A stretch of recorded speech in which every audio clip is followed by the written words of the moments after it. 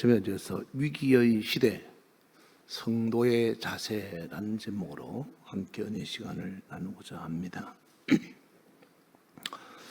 우리는 지금 역사상 어느 시대보다도 빠르게 변화하는 시대에 살고 있죠. 동시에 가장 큰 위기의 시대를 살아가고 있습니다. 불과 몇 년 전만 하더라도 누구도 예상치 못했던 전염병으로 많은 사람이 죽고 고생을 했죠.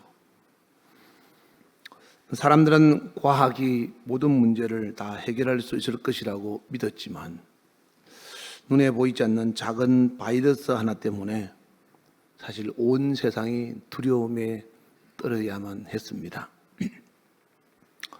그리고 지금도 세계 곳곳에 크고 작은 전쟁이 계속되고 있고 경제는 불안하길 짝이 없습니다. 심지어 로봇의 발달로 일자리도 불안정하고 있죠. 세계는 지금 기후변화와 자연재해를 통해서 하나님의 사람들마저도 그들의 마음이 하나님을 점점 떠나고 있습니다. 그러다 보니까 오늘날은 죄를 죄라고 지적하면 그것을 이상하게 생각하거나 받아들이지 않는 시대에 우리가 살아가고 있다는 겁니다.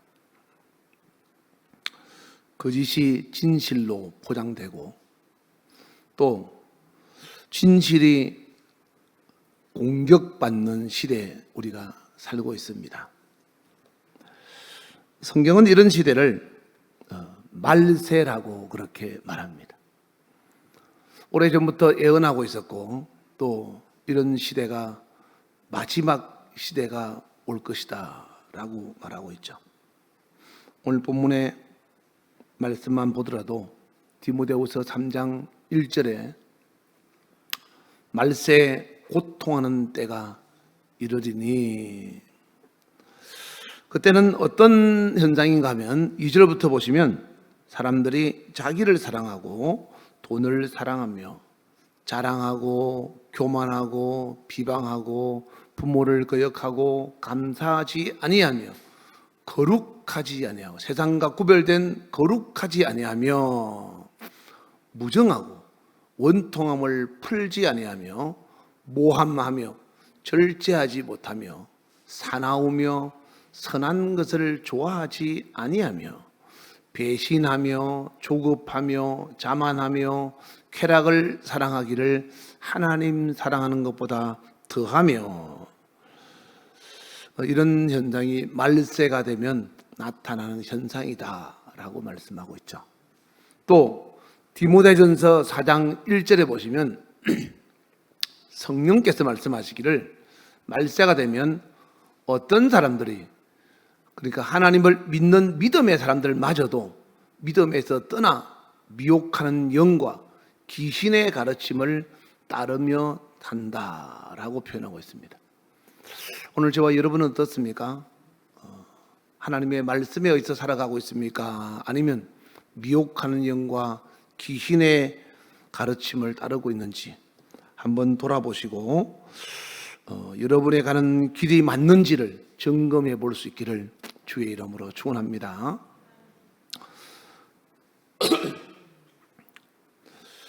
지금 우리가 보고 듣는 세상의 모습은 성경이 말씀하고 있는 말세의 모습 맞습니다. 워낙에 자주 일어나다 보니까 사람들은 이것을 무던하게 생각하고 있을지 모르지만 그러나 주님은 분명히 경고하고 있습니다. 이 말세를 만난 우리들은 정신을 차리고 하나님 앞에서 어떻게 살아야 될지를 자신의 인생의 방향을 잘 점검하고 선택하라고 말씀하고 있는 거죠. 그러나 위기는 하나님의 계획 밖에서 일어나는 것이 아니고 하나님의 계획 가운데, 하나님의 통치 가운데 일어나는 것이기 때문에 이런 시대를 하나님은 미리 아시고 하나님께서 성도들에게는 이런 시대가 오면은 어떻게 살아야 된다라고 이미 성경을 통해서 우리에게 말씀하고 있습니다. 세상이 흔들린다고 해서 하나님 나라가 흔들리는 것은 아니죠. 경제가 무너진다고 해서 하나님의 약속이 파기되는 것은 아닙니다. 세상이 아무리 두려움에 빠진다 할지라도 믿음의 사람은 하나님께 더욱더 가까이 나가야 합니다. 그래서 위기의 시대, 믿음이 없는 사람은 절망의 시간이겠지만 믿음이 있는 사람은 하나님을 만날 수 있는 철호의 기회고 하나님의 능력을 경험할 수 있는 시간이라는 것을 알아야 합니다. 그래서 오늘 우리는 본문의 말씀을 통해서 위기의 시대, 성도의 자세라는 하나님의 음성을 같이 듣기를 원합니다. 하나님께서 우리가 살아가는 이 시대 속에 위기를 만나면 우리는 어떻게 살아야 될까? 오늘 시편 기자는 시편 46편 1절에 보시면 우리의 피난처는 하나님이 계시기 때문에 하나님을 피난처로 삼아야 된다라는 겁니다. 사람들은 위기가 닥치면 자기를 도와줄 수 있는 돈 있는 사람, 명예 있는 사람, 권력 있고 힘 있는 사람을 찾아갑니다. 그리고 인맥을 찾아서 자기의 위기를 탈출해 보려고 하지만 성경은 하나님을 피난처로 삼아야 된다. 왜냐하면 오늘 본문 2절에 보시면 땅이 변하든지 산이 흔들려 바다 가운데 빠지든지 또 3절에 바닷물이 솟아나고 뛰놀든지 그것이 넘침으로 산이 흔들지라도 우리는 두려워하지 말아야 한다. 왜? 우리의 피난처는 하나님이시기 때문에 그렇다. 다윗이 왕이 되기 전에 사울에게 쫓겨다니면서 죽을 고비를 참 많이 넘겼죠. 근데 그런 다윗이 그런 위기 속에서도 한 번도 사람을 의지해 본 적이 없다는 겁니다. 오직 하나님을 의지하고 하나님을 피난처로 삼았다라는 거죠. 인생의 위기가 오면 본능적으로 사람들은 누가 도와줄지, 누가 나에게 힘이 될지, 어떤 사람을 만나면 내가 이 위기를 탈출할지를 찾아다니지만 성경은 사람을 찾지 말고 하나님을 피난처로 삼으라 라고 말씀하고 있습니다. 그러므로 말세를 만날수록 우리는 더욱더 하나님을 피난처로 삼고 하나님 앞에 나오는 것을 기쁘게 여기시기를 주의 이름으로 축원합니다. 여러분, 예배 나오면 뭐가 좋습니까? 예배 나오면 여러분에게 무슨 이익이 있나요? 만약에 여러분이 드리는 예배의 1시간 30분 예배가 그 1시간 30분을 하나님께 드림으로 말미암아 여러분에게 1500년을 더 살게 해준다면 여러분 안 할 사람이 있을까요? 아니면 150년만 더 살게 해준다 해도 충분히 사람들은 할 겁니다. 그런데 예배의 가치를 하나님 앞에서 느끼지 못하기 때문에 예배가 단순한 거죠. 와도 되고 안 와도 되고, 바쁘면 못 오고 안 바쁘면 오고, 그렇게 되면 안 되고, 예배는 여러분의 생명을 연장하고 여러분의 삶을 윤택하게 하는 하나님의 축복의 통로이자 하나님을 만나는 시간이라는 것을 알고 하나님을 피난처로 삼는 사람은 예배를 중요하게 여기는 사람이라는 것을 잊지 마시기를 주의 이름으로 축원합니다. 역대하 32장에 보면 그 당시 이웃나라 중에서 가장 강대국이 아수르라는 나라인데, 오늘날 따지면 우리나라가 있으면 우리나라 위에 중국이 있는 것처럼 아수르는 바로 그 이스라엘 민족의 위쪽에 있던 민족이었습니다.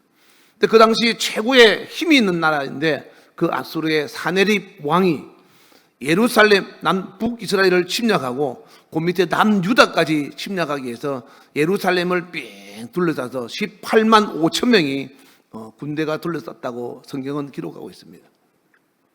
그 당시 왕이 히스기야 왕이었는데 이 위기를 어떻게 탈출할까? 백성들은 두려워서 떨고 있고, 그러나 히스기야 왕은 백성들에게 선포하기를 두려워하지 말라.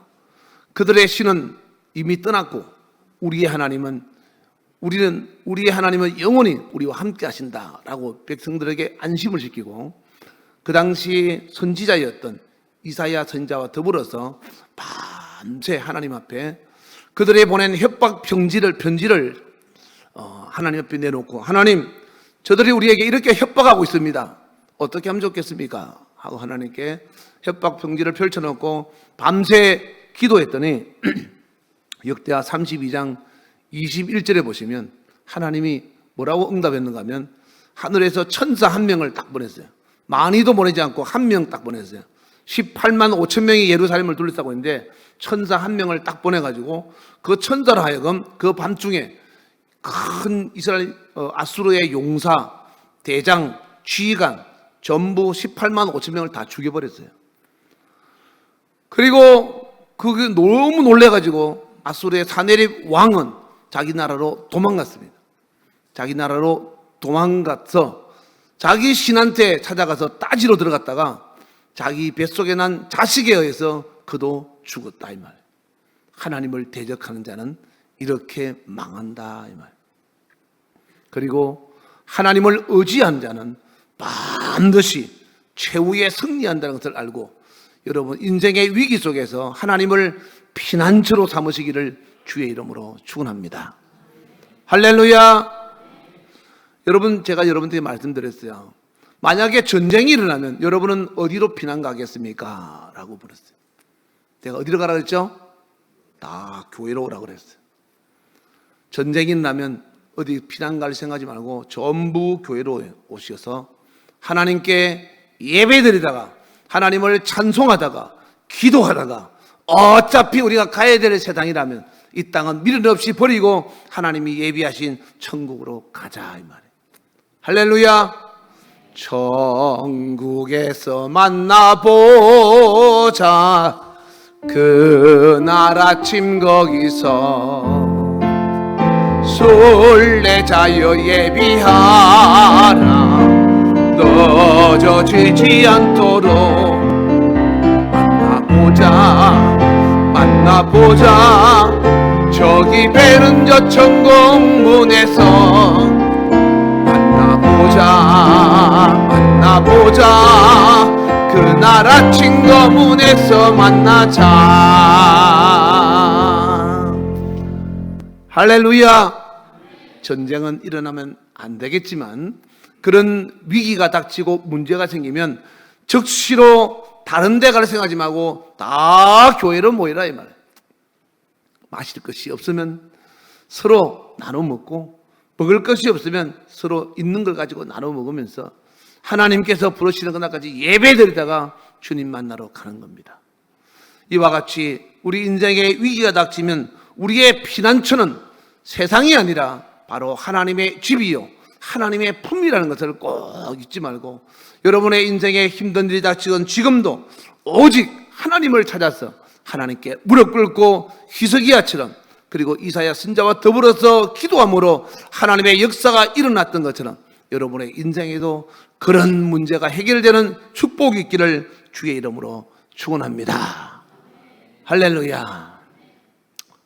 두 번째, 성도가 위기를 만났을 때 위기의 시대 우리 성도의 자세는 하나님의 말씀 위에 굳게 서는 겁니다. 여러분, 사람들이 그런 얘기를 해요. 목사님, 제 마음이 참 공허하고 허전합니다. 이런 얘기예요. 사람의 마음은 뭔가를 채워야 됩니다. 내 속에 하나님의 말씀과 은혜가 채워지지 않으면, 오늘 성가대에 찬송했던 것처럼 은혜가 채워지지 않으면 사람들은 내 마음속에다가 세상의 소리와 세상 환경을 채우려고 애를 씁니다. 그래서 세상 소리를 들으려고 하고, 세상 사람들에게 위로받으려고 그러고, 세상에서 뭔가를 해결할 문제를 찾으려고 합니다.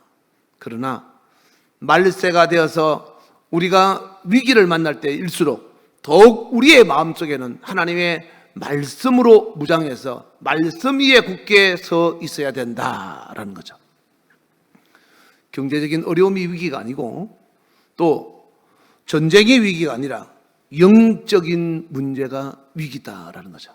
아모스 8장 11절 보시면 주 여호와의 말씀이 말씀하시기를 보라 날이 이를지라 내가 기근을 땅에 보내리니 양식이 없어 주림이 아니며 물이 없어 가람도 아니고 여호와의 말씀을 듣지 못한 것이 기갈이라 라고 했어요.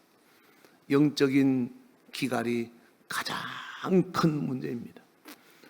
구약부터 신약까지 말라기부터 마태복음까지 그 공백 기간이 400년이나 있습니다.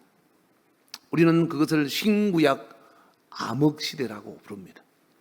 역사는 흘렀지만 왜 그렇게 말하는가 하면 하나님의 말씀이 멈춰서 사람들에게 들려지지 않는 시간, 하나님이 침묵하는 시간이었다.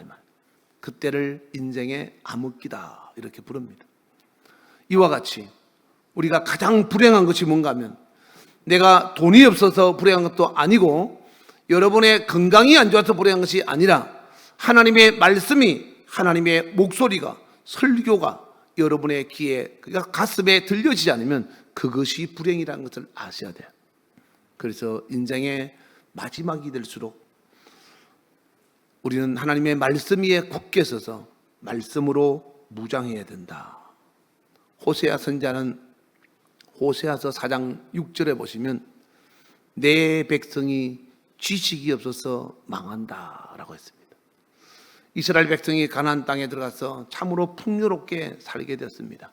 경제적으로 부유하고 사회적으로 발달하고 엄청난 부귀와 영광 속에 기쁘고 즐거움 속에 살아가지만 그들은 하나님의 말씀이 없어서 망하게 되었다는 거죠. 호세아가 북이스라엘의 마지막 선지자였죠. 그의 예언대로 북이스라엘은 아수르에서 나라 없이 전부 망했습니다. 나라가 다 망해서 들짐승이 뛰도는 그런 지역으로 바뀌어버렸다 이 말이에요. 왜? 하나님의 말씀을 버렸기 때문에. 하나님도 그들을 버렸다 이 말이에요. 우리가 하나님의 말씀을 버리면 하나님도 우리를 버리십니다. 종교개혁자 마틴 루터는 황제 앞에서도 교황 앞에서도 전혀 두려워하거나 떨지 않고 타협하지 않았다고 합니다. 그 이유는 성경 말씀이 자기의 양심을 사로잡았기 때문에 하나님의 말씀 앞에 자기를 배신할 수 없었다 이 말이에요. 여러분 마음속에 하나님의 말씀이 살아서 움직이면 여러분이 어떤 문제를 선택할 때쯤이면 그 말씀이 거부하고 제한할 겁니다. 그러면 여러분의 양심을 따라 신앙 양심을 따라 선택할 수 있기를 주의 이름으로 축원합니다. 그래서 말세를 만난 그리스도인들은 위기 속에서 우리는 하나님의 말씀 위에 굳게 서 있어야 된다라는 것을 잊지 마시기를 주의 이름으로 축원합니다. 세 번째 위기의 시대 성도의 자세는 항상 깨어서 기도하는 겁니다. 많이 듣던 말씀이죠. 알면서 실천하지 않고 있지만 베드로전서 4장 7절에 보시면 만물의 마지막이 가까웠으니 너희는 정신을 차리고 근신하여 기도하라. 예수님도 마태복음 26장 41절에 시험에 들지 않게 깨어서 기도하라 라고 했습니다. 여러분 예수님이 가시기 전에 여러분 힘들 때 돈을 열심히 벌어라. 그러면 내가 더 많이 벌게 해주마. 운동을 열심히 해라. 그러면 건강도 내가 더 많이 주마. 뭐 이런 말씀을 하셨다든지 아니면 인생이 힘들거든 좋은 자를 찾아서 좋은 계획을 세우면 내가 그 계획을 내가 실행하게 해주마 라고 했다면 얼마나 좋았겠습니까? 그런데 예수님은 마태복음 26장 41절도 말씀하셨던 것처럼 우리에게 깨어서 기도하라. 하나님이 베드로를 통해서 말씀하셨던 것처럼 만물의 마지막이 가까우면 더욱 정신을 차리고 근신하며 깨어서 기도하라 라고 말씀하고 있습니다. 그래서 기도는 내가 하고 싶으면 하고 하기 싫으면 안 하는 선택이 아니고 신앙생활의 필수이고 생명줄입니다. 여러분 하루에 기도를 얼마나 하십니까? 하나님 앞에서 우리가 하나님의 얼굴을 구하고 하나님께 내 인생의 방향을 물어가면서 또한 하나님 주신 은혜에 감사하면서 하는 기도가 여러분 인생에 얼마나 되는지 한번 생각해 보시기 바랍니다. 하루에 주어진 시간은 24시간, 시간의 10분의 1은 2시간 24분, 2시간 24분, 시간의 10분의 1도 우리는 아까워서 하나님께 드리지 못하고 내 하고 싶은 대로 살아가면서 내 뜻대로 가고 싶은 대로 가면서 하나님께서 나를 기억하시고 내 인생에 더 좋은 것을 주시기를 기대한다면 좀 염치 없지 않을까 한번 생각해 보시기 바랍니다. 만약에 여러분이 가지고 있는 복이 있고 여러분이 가지고 있는 힘이 있다면 누군가가 여러분에게 그런 식으로 여러분에게 달라고 그러면 자기는 하는 것도 없으면서 여러분에게 달라고 그러면 여러분 주시겠습니까? 여러분이 돈을 많이 벌었거나 아니면 복권을 당첨됐다고 칩시다. 그저 생긴 돈이라 할지라도 여러분에게 수중에 엄청난 부유가 있을 때 누군가가 여러분에게 야, 너 공짜로 생겼으니까 나 돈 좀 줘 이러면 주시겠습니까? 그거는 여러분 아마 주지 않을 겁니다. 최소한 네가 나를 위해서 뭔가를 수고를 한다면 그 수고에 대한 대가를 내가 주마. 그 수고의 대가를 넉넉하게 줄지는 몰라도 아무것도 하지 않고 씨앗을 뿌리지 않고 열매를 거두기를 원한다면 그거는 악하고 게으른 종이다라고 성경은 말씀하고 있죠.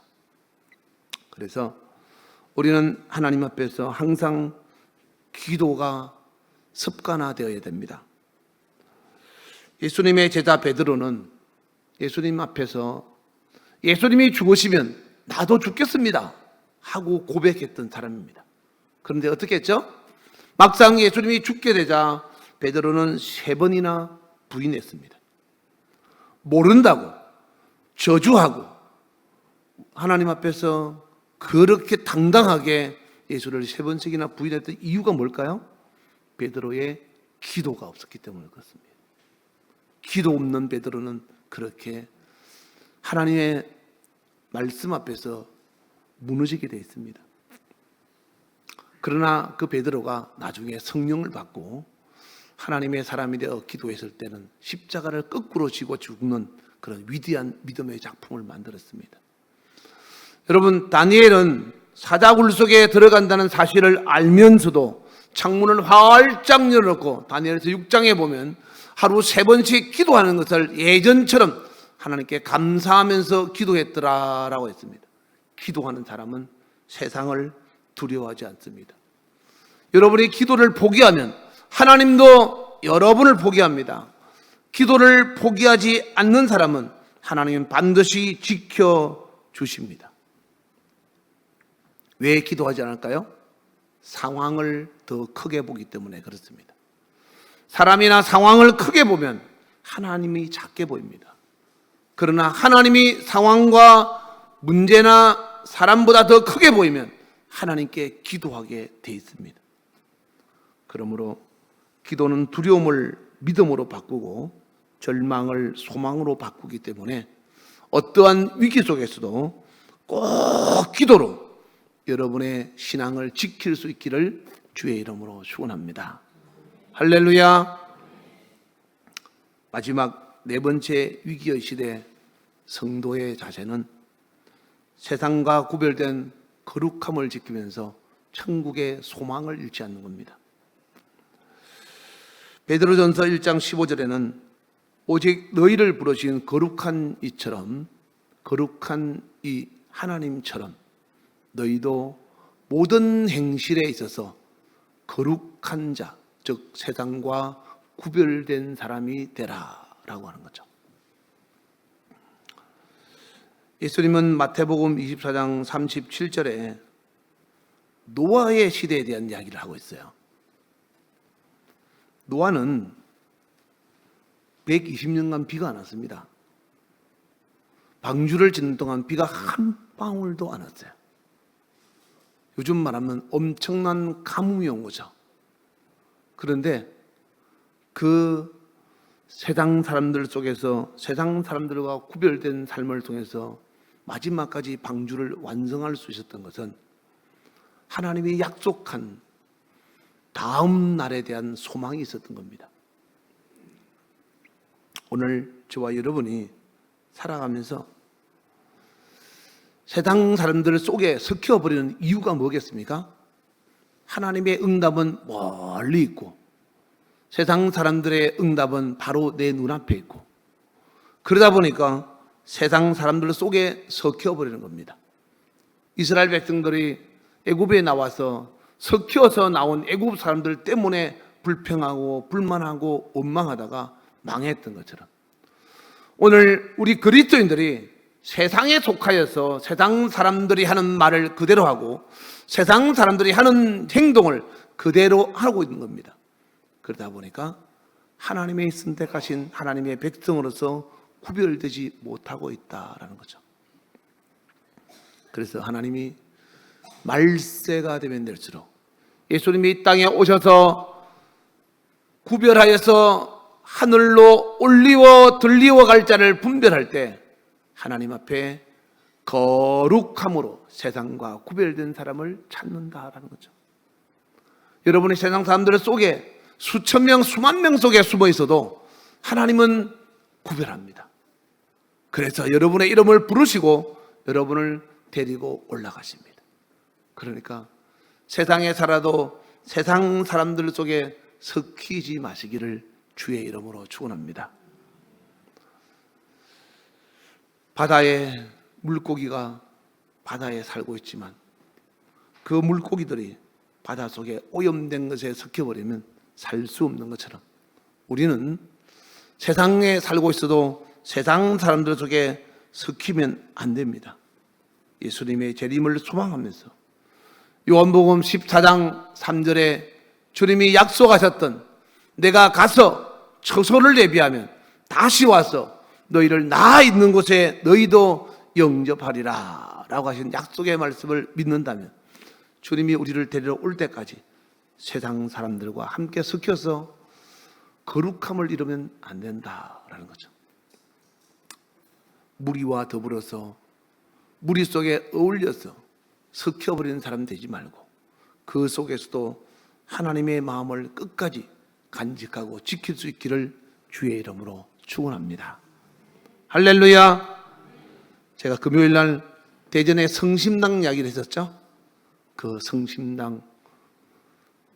성심당을 만들었던 그 임시 흥남 철수작전에 함께 배를 타고 내려와서 그 제도에서 머물다가 서울로 올라가다가 대전에서 밀가루 2포대를 받아서 그 2포대로 빵을 만들어서 300개를 만들면 100개는 가난한 사람에게 나눠주고 항상 3분의 1을 그렇게 받은 은혜를 잊지 않고 베풀어서 예수님의 마음으로 빵을 만들고 빵을 판다는 뜻으로 성심당이라고 하는 이름을 지어서 지금은 700명의 직원들과 500가지의 빵을 만들어서 연간 630억의 매출을 올리는 빵집으로서는 최고죠.